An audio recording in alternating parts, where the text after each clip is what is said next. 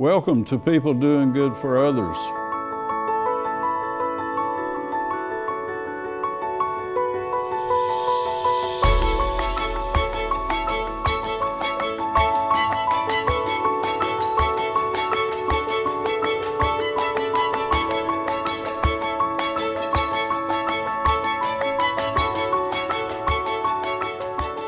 This is People Doing Good for Others, where we celebrate and honor and hold in the light those who truly are making significant contributions in our communities.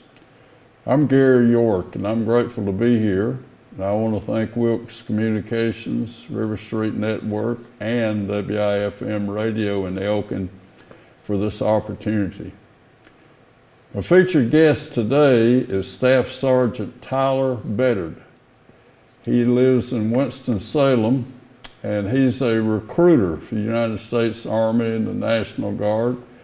He works with our communities and schools. He's significantly involved in finding those individuals with a good fit to recruit and to bring into this wonderful organization. And so we're going to talk about scholarships. We're going to talk about opportunities for young men and women while they're still in high school to become part of the National Guard, and I'm grateful to have him. So good morning to you, my friend. Good morning to you, Mr. Roy. It's good to have you here, Staff Sergeant. So tell us about your interests, how you became interested in Army and National Guard and service, if you will. Gotcha. So my interest started officially my junior year in high school. I think I was always, if you ask anybody in my family, I was always going to be in the military. I always played soldier, everything since I was a kid.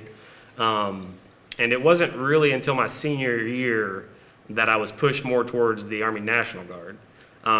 Then I didn't know the difference. I just knew it was a part-time force, and I wanted to go active duty. I was in that rebellious stage where I was like, I'm ready to get out of this town. I'm ready to get out of school. I want to go, work full-time right away. And my brother was coming off of active duty, and he was like, look, you need to go talk to the guard recruiter before you talk to anybody else. And if you don't like it from there, then we'll wait till after your high school graduation before you go off and you try to go join the Army. So taking on his advice, I went and sat down with the Army National Guard recruiter. At the time, it was Sergeant First Class Whitaker, and he's now my boss, ironically. But he gave me a pretty good description of what everything was going to go on, and the best course of action. And it was my first interaction with a recruiter that set up a career pathway, not just, hey, do this, and do this.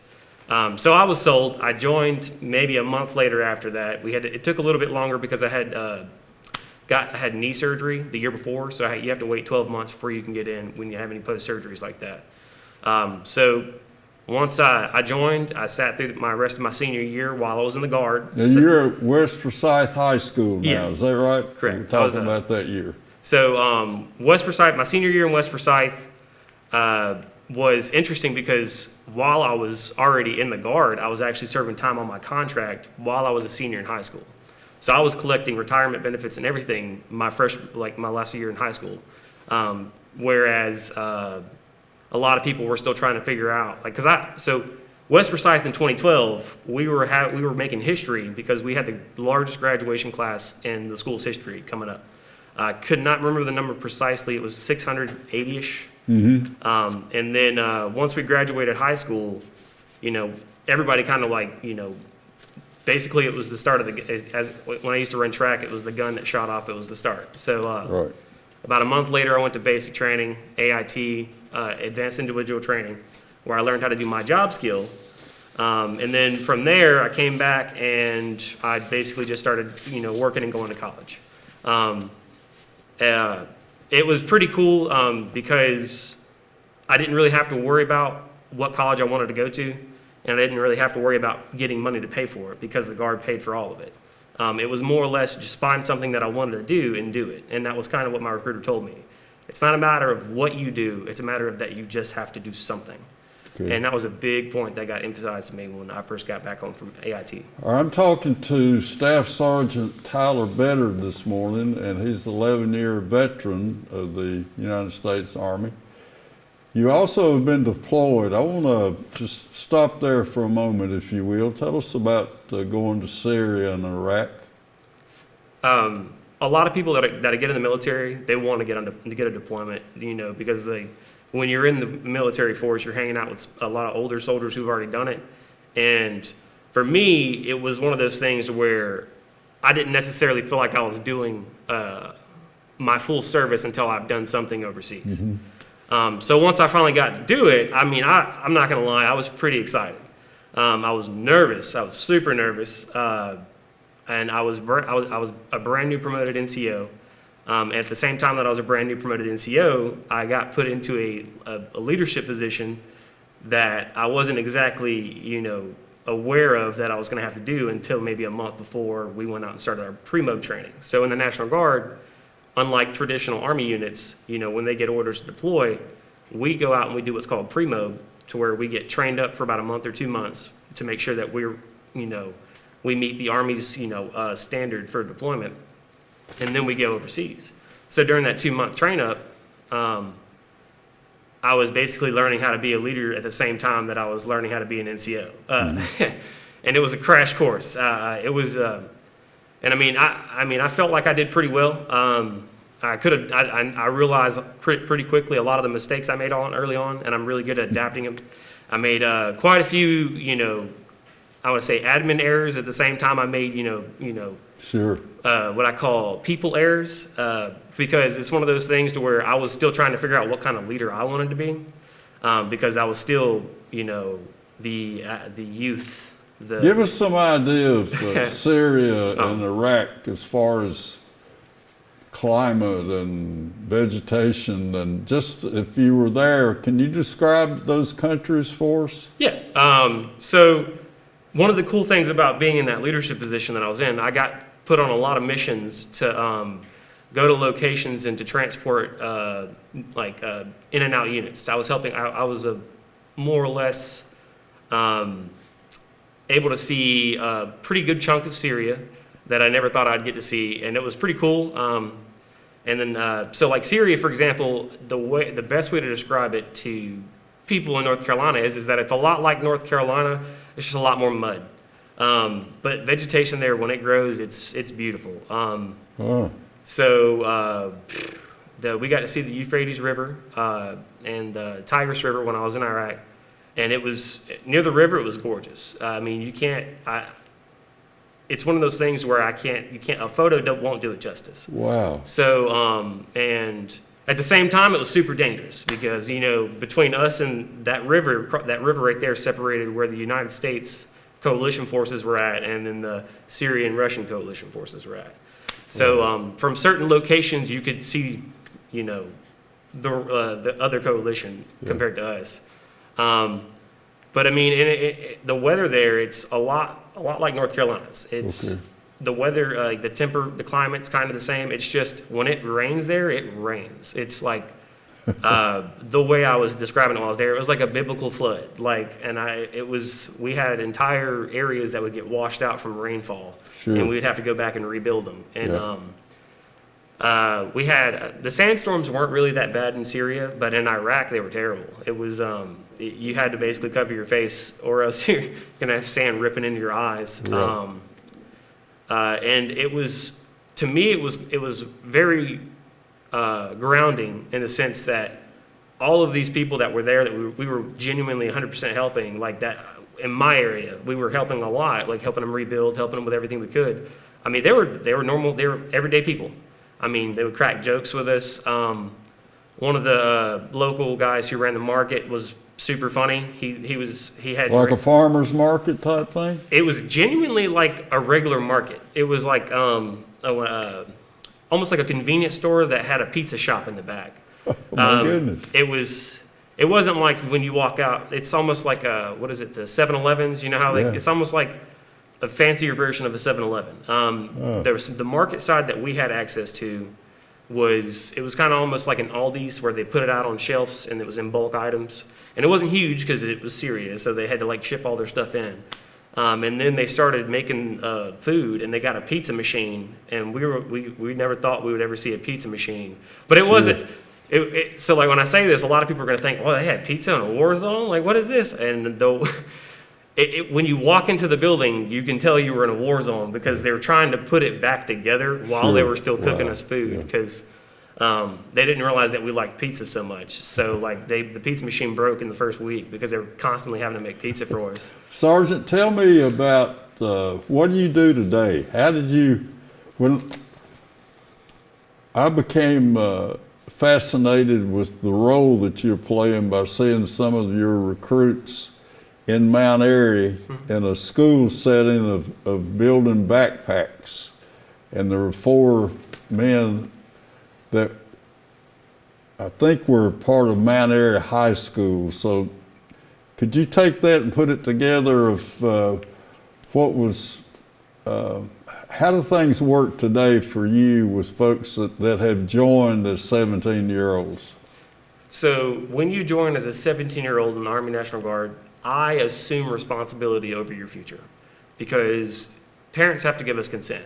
You have to have consent. Yeah, so they have to sign off for a junior that is or a senior that is 17 years old. And at that point, I tell them all the time, I'm basically becoming another parent. I am more invested in your success in the sense that I have to ensure you graduate high school. You can't do anything, anything illegal or wrong on stuff because as a junior, or specifically as a 17-year-old who's been given consent, there's a lot more stipulation. So a background check is already important at 17. Yeah. So we run a background check. In North Carolina, we run a background check on anyone that joins the military, regardless if they don't have anything on it or not. Just because it's one of those things where not everybody even knows what's on their background. For example, when I joined, I had a lot of speeding tickets because I was a dumb kid that liked to speed and didn't know how to take my foot off the gas. Sure.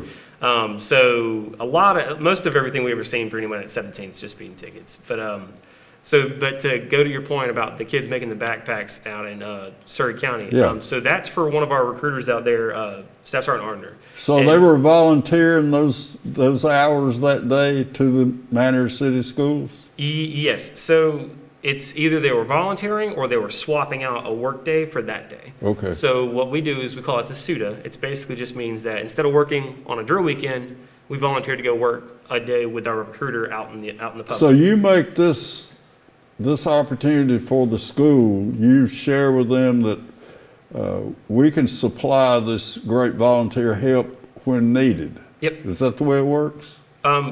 Yes. For the most part, that is true because most of our soldiers are more than 100% wanting to do that. It's a lot of we have to make sure it's approved on our end. So I can say I can bring any soldier I want. It's just I got to make sure my boss is okay with me bringing that soldier because if they have any other additional training coming on, we have to make sure that they make that training. Now, for our soldiers that show me that, they're what we call them repeat drills, which are where they've already done all of the requirement training. Now they're just there for additional training. And so we try to, and Sergeant Arner, for example, we try to get our soldiers to come out with us and do other events. Like for that backpack one, it's called Reach for the Peaks. Sure. And they basically went on a hike, 10-mile hike through the Pilot Mountain area. I was supposed to be that, but I just wasn't, I just didn't know about my hiking 10 miles of backpack on. Yeah. I like hiking, but I don't necessarily know if I want to rut. Well, tell us about that youngster. He gets consent from his parents, and then he starts to receive a check, I understand, a monthly, he's employed, so to speak. Yep. Tell us about that. So just like me when I joined, while I was in school, I would go to drill and I'd get a paycheck. So anybody that's 17 that joins, they would start getting paid for that drill, the first drill that they attended.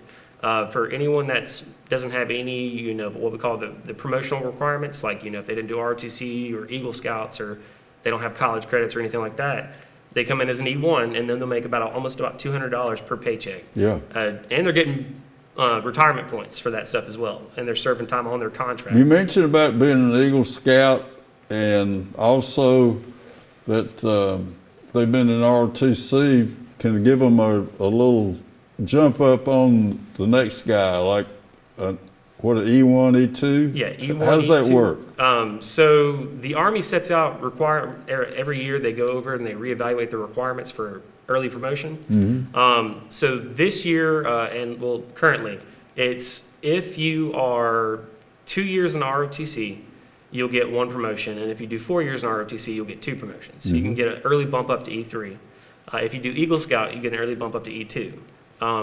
To give people like an idea what that's like, it's instead of you spending 2 years going through the traditional promotion route, you can enlist early and save 2 years worth of time and grade, time and service, and it gets you a head up. So that now way, that youngster will have a drill, monthly drill? yeah.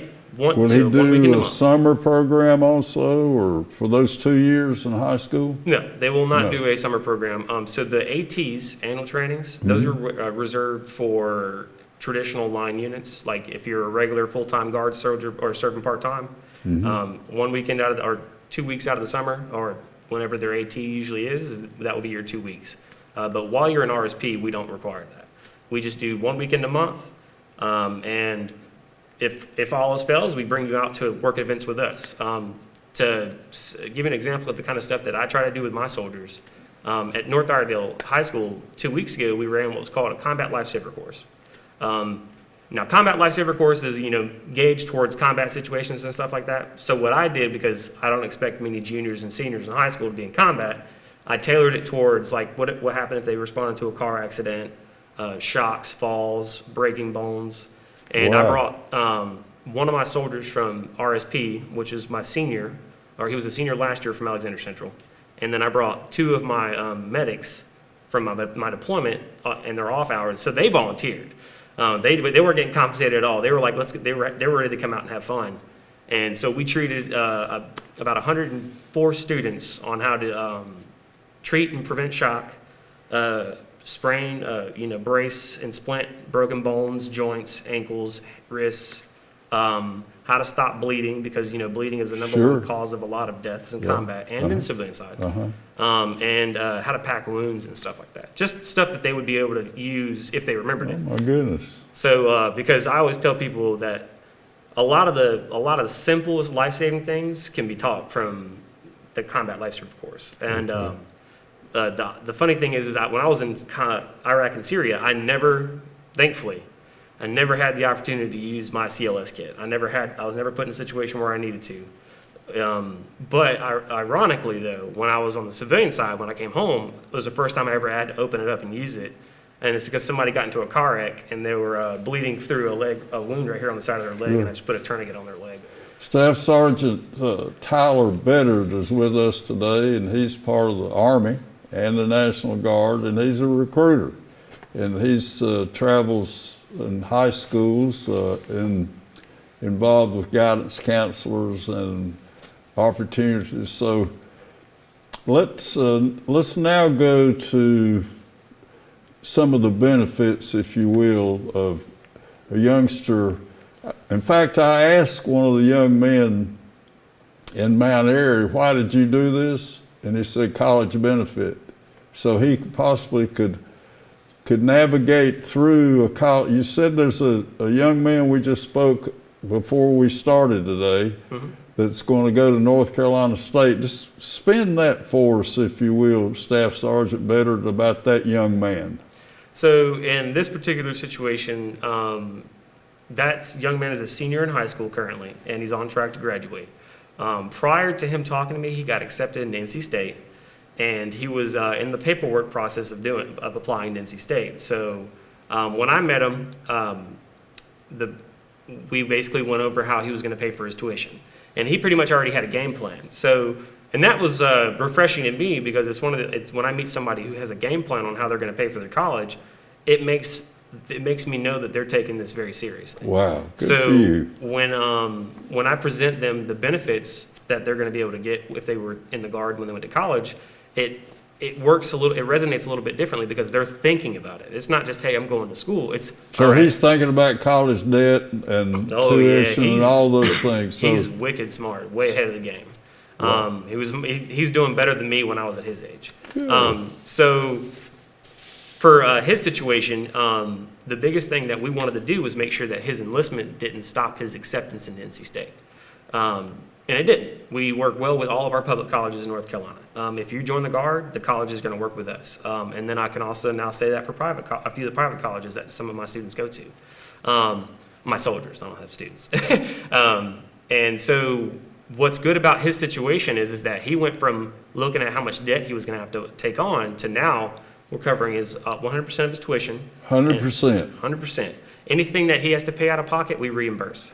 So that way that as far as its tuition and fees. Now when it comes to room and board and stuff like that, that becomes a little bit more on his side. But because of how we have both state and federal tuition assistance as a Guard member, we can use a little bit of that state tuition assistance when it gets reimbursed to pay for our room and board. So a person, a lady or a guy, could become part of your group, the National Guard, go to college and be debt-free at the end? Absolutely. And not only that, because of how we're set up across the state and now across the country, we can almost, for the most part, put you in front of any employer that will benefit you as far as the degree you get. Wow. So we have what's called a PAYS program, which is basically it's a guaranteed job interview thing. You can select up to 5 jobs. So if you go to college for a certain type of degree, you can select one of the jobs that coincide with that degree. So that way, when you graduate, you have a guaranteed job interview for that company. At the same time, in North Carolina, we have our Employment Service Office, which is a very, very, it's a network of North Carolina. Network. It is a big network. We work with most of the major companies in North Carolina. So that way, when a Guard member is coming back, and specifically if they got a degree or trade skill, we can help them get a job. And we'll train them for their interview. We'll help them set up their resume. So that way, they're not just being thrown out into the wind. So that way we try to help them along the entire process. Because the way the Guard looks at it is that we want our soldiers to be happy when they're with us, so we try to help them do through their, manage their life. Yeah. You mentioned to me that you're building a trusting relationship with this person. Yes. So expand on that for just a moment. So, much like what my recruiter did for me, a lot of everything that I've been able to accomplish is because of his help and other people's help as a result of him. That relationship right there, I want to say is that's how I got my first job. Honestly, when I was in the Guard, my first job where I couldn't find a job back in 2011, hey, call this person, here you go. He says, I can't guarantee the job, but I can get you the interview. And so that's how I got my first job. And then because of him, I was given a few more opportunities to work with recruiting and retention it was mostly volunteer work at first because, you have to go through a certain process to get orders. And so I was like, you know what? You guys have been, you're really helpful to me. They helped me apply to college. They told me how to do all the paperwork for that. They helped me with any pay issues that I had as far as my benefits. When I say they, him. And then he got promoted pretty quickly because he's one of them things where you do good things come onto you. And I believe that's what happened for him because he was always helping me out. And because of that, because of what happened in my early experience, that's how I try to treat all of my enlistments. Because it's one of those things where... So it's a day-to-day thing that you're totally involved. If they need you morning, noon, and night, you're available. For the most part. If I'm asleep, I'm asleep. If they try calling me when I'm asleep, I'm not answering the phone. I try, early on, I was letting them call me at any time, and then after a while, I was like, if it's not life or limb, don't call me after 9 o'clock. Yeah. If it's something that we can talk about in the morning, we can talk about in the morning. But anytime that it's been urgent, I will answer the phone. I'm a late owl, so I'm always awake. Okay. But for him, for example, it doesn't just stop at him joining the Guard. Through personal experience, I learned a lot of things the hard way, like establishing credit. Establishing credit. Talk about that. So it's crazy. You have to have credit to get credit, and you have to find someone that's willing to, a bank or a business that's willing to go out and okay, we establishing credit. So you teach youngsters how to do that. Yes, it's a lot easier the way I tell people how to do it than the way I learned how to do it. But yeah, so I did not establish any credit until I was about 21 years old. And I never even knew I needed it until I went to go buy my first car. Because I've been driving my mom's car and getting speeding tickets in her car. And she was like, you need to go get your own car and get speeding tickets in your car. So I try to give him and any other soldier that wants the advice, that advice. Even when I'm at the high schools and I'm giving briefs to the students, I still try to tell them, some real world situational stuff that they might need, even when I'm talking about the Guard. Because sometimes not everybody in there is interested in the Guard, but there is some kind of, carrot of advice I can give them. Staff Sergeant Beddard, what's a day like for you? Just pick a day and say, I'll go to North Iredell High School, and just tell us about a day. So a good day for me is I get to go hang out at my schools all day. Hang out in the school. So I say it like that, but I'm actually working, but it feels like I'm hanging out. But I mean, I'm actively trying to find people who are interested in the Guard. One of the things that I run into in the Guard is that not many people know what the Guard is. If anything, when you see me in uniform, you think I'm just Army Reserves. So at the high schools, I go in. If it's a kind of a regular day, I'll have certain classrooms I'll go visit, and I'll give them briefs on the Guard, or career advice, college, how to pay for colleges, because there are other ways to pay for college besides the Guard. But the Guard is one of them. We will get it's a guaranteed thing. Then we'll talk about other scholarships that people can get accessible to, through the state of North Carolina. And one of our biggest things is to focus on not accumulating debt, because that's going to be what hurts you on the back. Stay away from debt. Stay away from debt. Thank you for that. I always tell everyone that's like, hey, I'm going to take out student loans and I'm going to pay them back with a job I get. Well, I was like, well, if 40 million Americans have not already figured that out, 40 million. That was the last number I think I saw. Over 40 million Americans that haven't figured it out. I don't think somebody else is coming up going to figure it out. Now, one of the cool things with is that a credit score? Is that what you say? Is that the? So the 40 million Americans? Yeah. So the 40 million Americans is the last data. I think it was the Department of Labor Statistics. Okay. That was our last reported number of the number of Americans that are in debt. Student loan debt. Student loan debt. Oh yeah. So and that's kind of something that I try to learn, because if that's going to be my number one obstacle as a recruiter is trying to convince people. So financial management is an important part of your benefit to the youngster. Oh yes, who's coming in. Absolutely. Okay. Good. Because that also comes back to establishing credit. Because once you establish credit, your debt is very important when it comes to your credit score. Sure. And having a good credit score and no debt can get you around a lot of obstacles. And I like to give students quick examples. That's the difference between you having to put money on a new cell phone and then you just getting a new cell phone. Like that, because that's stuff that's relatable. Because I mean, even me, when I got my cell phone last year, when was it? I had upgraded because typically you have to wait so long before you can upgrade a phone. I decided I didn't want to wait, so I tried to upgrade it, and they were like, "Yeah, sure, we'll go ahead. You're pre-approved for that." And I'm like, all the hard years from 21 till now, paying off all my debts and working on my credit scores paid off. So, good. But I try to because of these hard lessons, that's what I try to tell students. Sometimes they'll listen, sometimes they won't. So you've been there and you share that with these youngsters as part of your career. Oh yeah. Yeah. So even as a recruiter, I feel like, there's a lot more that I can do than just recruit. But for the most part, it's more or less career centered. It's, career development. Because I'm very big on making sure that, if I could say something now, I will. So, and now I know why parents used to always tell us something and we never listened. And that's about like whenever my mom and them would give me advice, I'm like, man, you don't know nothing. And now I'm like, I could have listened a lot more. Yeah. And, I learned the hard way about how I've been talking to Staff Sergeant Tyler Beddard today. He's a United States Army recruiter.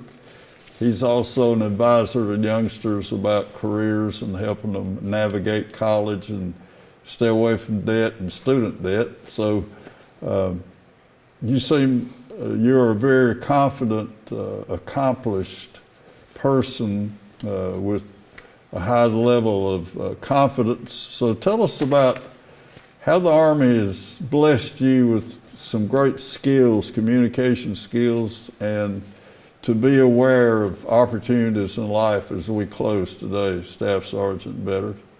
So that's a great question, and I appreciate that. So the Army National Guard has been the main source of how I've got a lot of this confidence. Trial and error, and the Guard is a good source of, if you make too many errors, it's fine, because the Guard's going to help you. And that's one of the biggest reasons why I think I ended up, becoming full into the Guard, because it was a safety net for everything. Because if you make mistakes, not many people can go to college and then change their degree 2 years in, or Right. graduate 4 years and then, hey, I want to go back to college, or get a job that's paying you a great paycheck, and then you're like, this job's not for me, it's making me miserable. Quit that job, and then the Guard help you get another job. Not many like people can do that on their own without a lot of stress. I've managed to do all of those things, Yep. and the Guard has been like, we got you. It didn't verbally say we got you, but it's there, and it's reassuring to know that I have these opportunities to change my mind. Opportunities.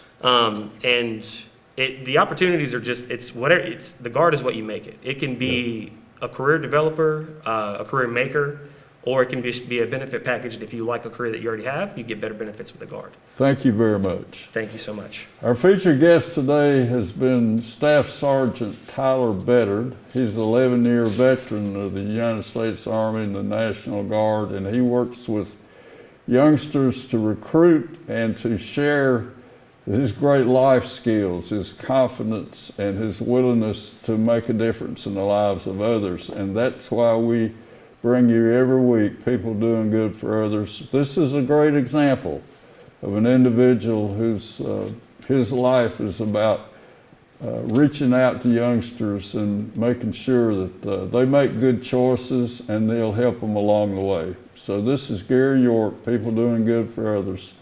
Staff Sergeant Tyler Beddard, United States Army and National Guard, a valuable recruiter of life skills, and promise to be with us for our next show. Thank you very much.